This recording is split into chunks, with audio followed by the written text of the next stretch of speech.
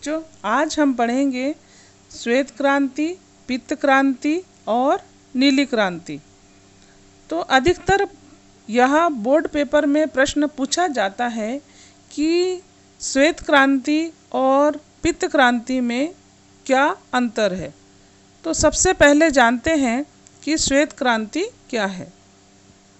श्वेत क्रांति का संबंध है दूध के उत्पादन में अधिक वृद्धि, अर्थात दूध का उत्पादन अधिक होना। तो दूध का उत्पादन कैसे अधिक होगा? जब ग्रामीण क्षेत्रों में लोग पशु अधिक पालेंगे, तो इसका संबंध है पशुपालन से। जब पशु अधिक पालेंगे तो ही यानी कि दूध का उत्पादन अधिक होगा। तो इसके लिए डेयरी विकास कार्यक्रम चलाए गए। डेयरियों में यानी कि दूध देने की व्यवस्था की गई। ग्रामीण क्षेत्रों में इसको बढ़ाने के लिए सरकार ने विदेशी नस्ल की गाय और स्थानीय गायों के संकरण से एक नई जातियों का विकास किया जो अधिक दूध देती है। ऐसी गाय जो अधिक मात्रा में दूध देती है। अब ग्रामीण क्षेत्रों में जब अधिक दूध होने लगा तो सरकार ने सहकारी समितियों का गठन किया। अब ये सहकारी समितियां क्या करती है? सहकारी समिति जब गांव में दूध का उत्पादन अधिक होने लगा तो गांव-गांव से दूध को एकत्र करके उसे शहर तथा अन्य जगहों पर बेचने का प्रबंध करती है। और ये समितियां पशु पालने के लिए ऋण भी देती है और पशुओं की चिकित्सा की व्यवस्था भी करती है। तो सबसे पहले यह आंदोलन गुजरात जिले से प्रारंभ हुआ और धीरे धीरे यह सारे राज्यों में फैल गया। जैसे महाराष्ट्र है, आंध्र प्रदेश है, पंजाब है, हरियाणा है, राजस्थान है, ऐसे सारे राज्यों में धीरे धीरे फैल गया।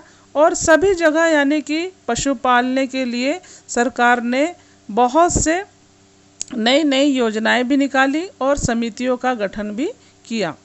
अब इस श्वेत क्रांति को और एक दूसरा नाम दिया गया जिसे कहते हैं ऑपरेशन फ्लड।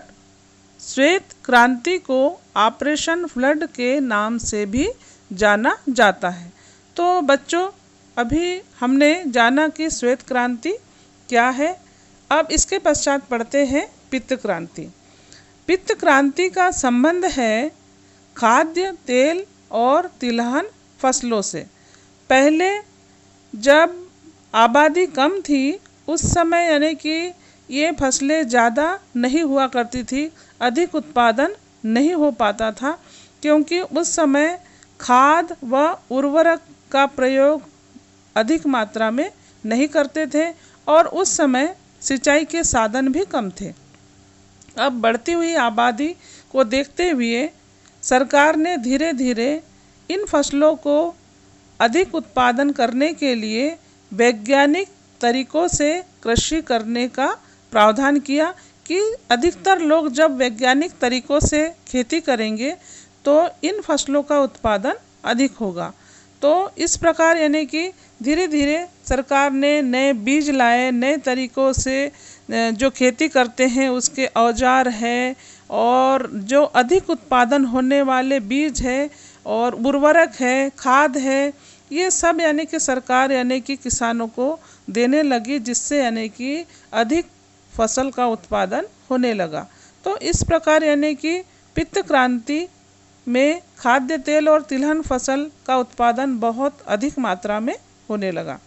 तो बच्चों, अभी हमने जाना कि पित्त क्रांति क्या है, अर्थात पित्त क्रांति का संबंध है कि खाद्य तेल और तिलहन फसलों का उत्पादन अधिक होना।